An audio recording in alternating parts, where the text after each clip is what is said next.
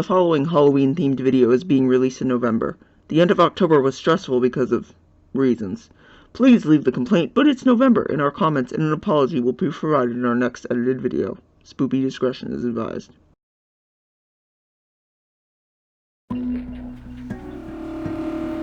Greetings to my captive audience, and welcome to your card reading.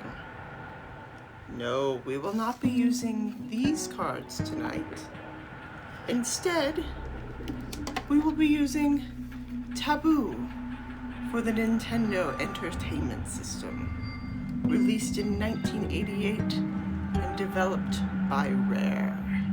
Now come forth and see if Taboo is ready to answer.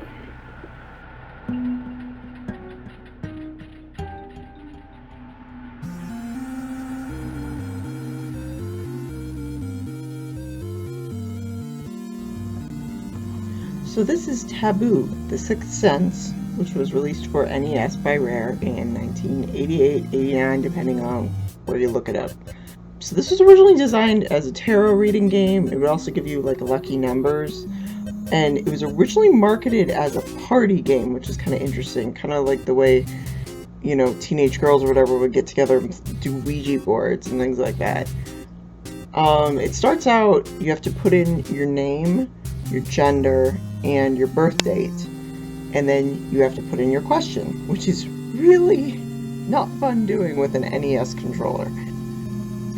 Now, the interesting thing that I found out about this is it sort of takes a pile of phrases from what each one is supposed to tell you, and then takes a pile of phrases for the tarot cards, and then it has them match each other, and it does not always match properly, so you'll get really weird fortunes sometimes.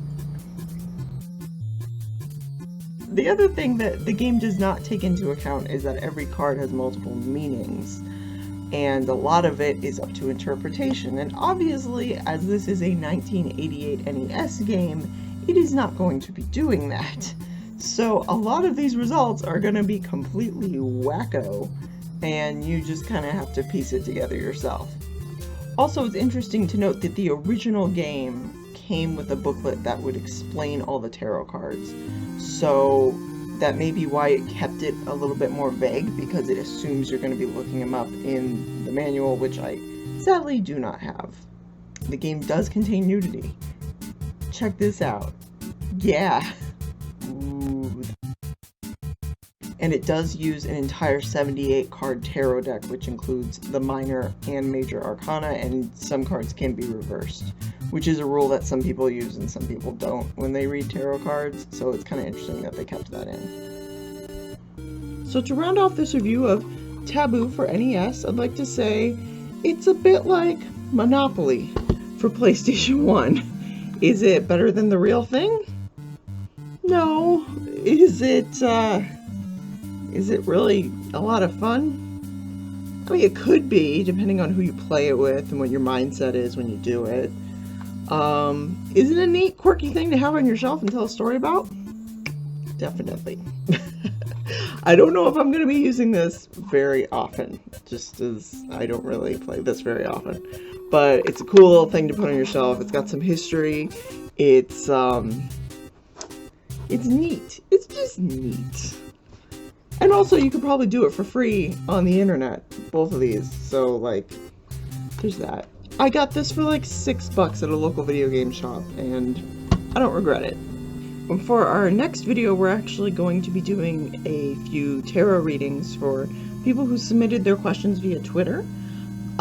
So if you'd like to see that, we will be uploading that video sometime soon. So this is Sari Torres for the Pixel Slayers. Thank you so much for watching. Leave a comment below on if you've played this game or if you think it'd be interesting, and hope to see you around again soon. Bye!